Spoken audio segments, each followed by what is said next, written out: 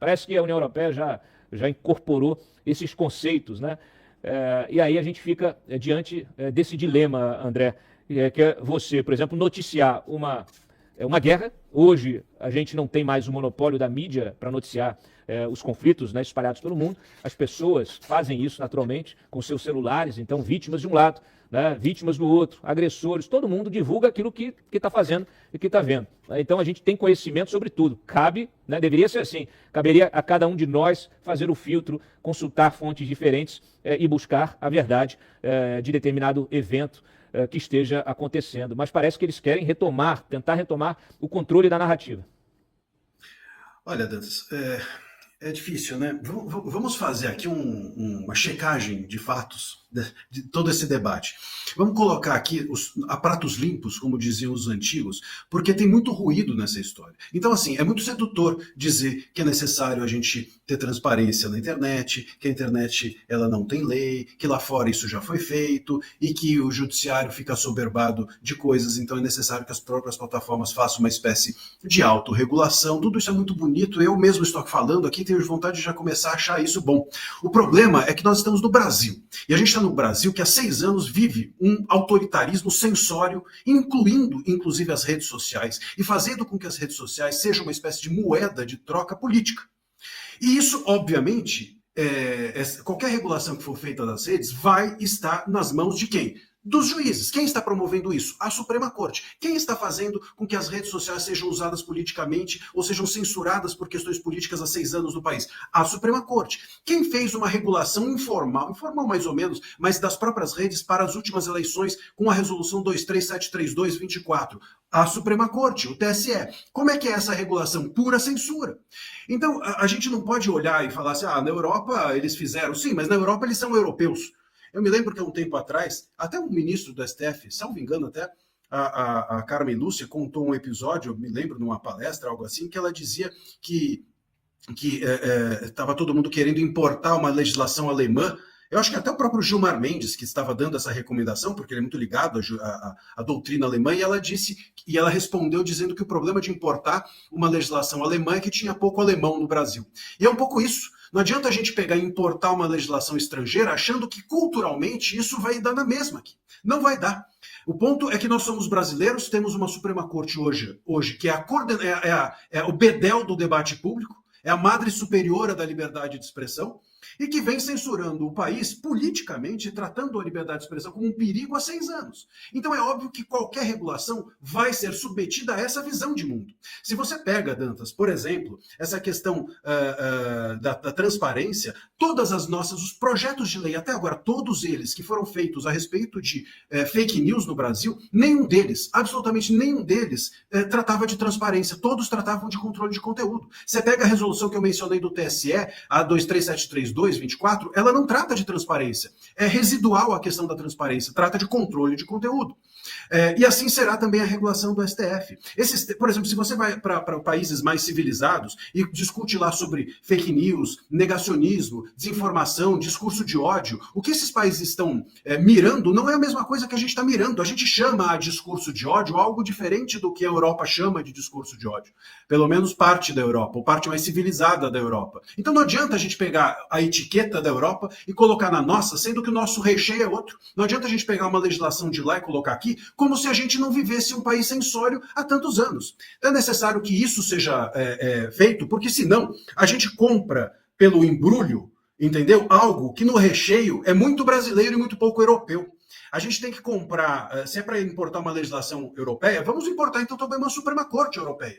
Vamos pegar a Suprema Corte de lá, com os gastos que eles têm, com a forma deles enxergarem o mundo, com a democracia que eles possuem. E aí, ok, aí eu topo. Agora, se é para importar só a legislação e ser julgado por uma Suprema Corte que é censória, aí não pode valer. Esse é o grande ponto da questão. E, aliás, Dantas, para finalizar, essa questão do timing, muita gente fala assim, não, eu me lembro, eu sempre digo isso, eu estava num debate uma vez com um dos idealizadores até do PL 2630, que foi o original, o do Orlando Silva, e a discussão entrou nessa. A gente não pode perder o timing. É necessário que a gente tenha um timing, porque senão a desinformação fica no ar. Então as próprias plataformas têm que fazer o controle. O judiciário não pode cuidar de tudo. Eu queria ver se essas pessoas fazem o mesmo raciocínio, por exemplo, para presos. Será que eles topam? A gente fala assim, ó, tem muito crime por aí, então vamos prender todo mundo antes. Na dúvida, a gente fala assim, quem tiver um jeitão, quem tiver um jeitão de quem vai cometer um crime, a gente prende. Tudo bem, eles topam fazer isso, porque eles estão topando fazer isso com a liberdade de expressão. Se tratarem desses temas, se usarem esses termos, a gente tira. Então, se as pessoas tiverem certa fisionomia, a gente prende. Será que eles vale também? Ou será que eles topam, por exemplo, pegar os presos e ao invés do judiciário tratar se eles devem ficar ou não presos, a gente entrega para uma empresa privada para resolver isso? Será que esse raciocínio vale também? Ou será que no Brasil a gente tem uma falta de apreço tão grande pela liberdade de expressão que a gente vai permitir que ela seja tratada sem um mínimo de cuidado, como é o que tem acontecido, infelizmente, no país nos últimos anos? Eu gostei dessa história aí de importar a Suprema Corte Europeia, importa também o Congresso. Aí tem que importar toda a máquina e o custo dessa máquina. Com certeza sairia bem mais barato para todos nós, né? Sustentar. E o eleitor, hein? Vamos importar o eleitor também, talvez. Vamos... É interessante você ter falado essa coisa cultural, né? Ter introduzido esse elemento cultural, porque assim, eu me lembro que uma vez, quando eu estava na Alemanha, me chamou muito a atenção, a primeira vez que eu estive em Berlim, quando eu peguei um metrô, e o metrô era um silêncio absoluto, absoluto. Parecia que você estava, sei lá, no alto de uma montanha. E, de repente, quando você ouvia, né, alguém falando mais alto, era o que? Era brasileiro. Era brasileiro. Então, certamente... se a gente olhar do ponto de vista europeu, a favela que é o debate político brasileiro, aí não tem jeito, aí fica realmente desproporcional a situação, fica absolutamente inaplicável essa lei. Ayub, como é que você analisa isso? Você conhece a legislação europeia, você tem uma avaliação?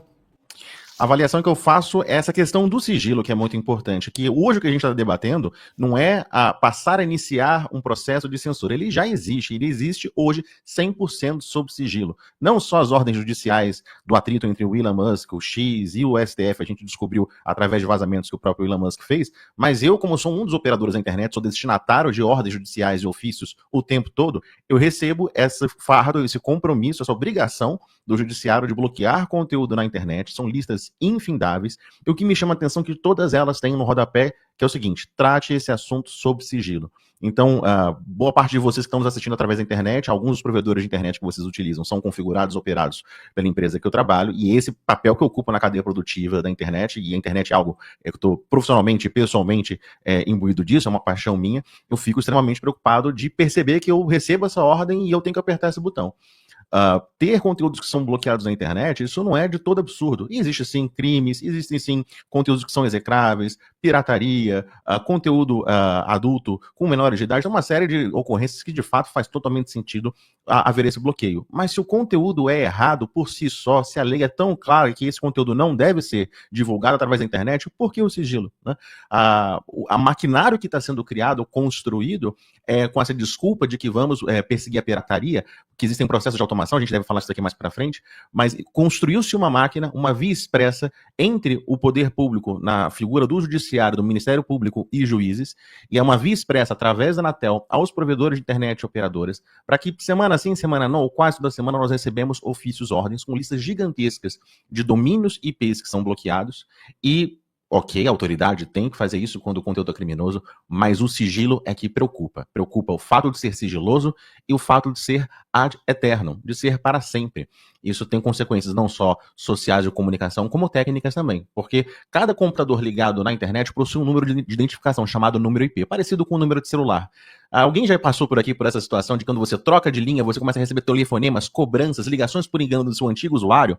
Isso também pode acontecer nesse processo de censura. Como a gente tem um Estado que está cada vez mais bloqueando conteúdo na internet, haverá conteúdo que no futuro herdou esse número que antigamente era utilizado por algo entendido pelas autoridades brasileiras como ilegal, mas vai ser previamente bloqueado. Ou seja, até novos conteúdos que não foram publicados na internet ainda poderão ser por acidente bloqueados, porque não há transparência, há o sigilo e essa pena é eterna, esse bloqueio é eterno. Ou seja, para restrição de liberdade a gente tem um limite prático, né, de 30 anos, mas na hora de bloquear conteúdo na internet, não tem contraditório, não tem defesa, até o ente que foi bloqueado sequer é notificado. Então há uma enorme cortina escura sobre esse assunto. O poder público tem colocado como o ônus de operar essa máquina de censura e de bloqueio sobre o setor privado, os operadores e provedores de internet, que se sentem acuados sobre isso, muitas das ordens que nós recebemos, como são ordem judicial, há lá um parágrafo nos avisando que o descumprimento ou implica em multa ou detenção.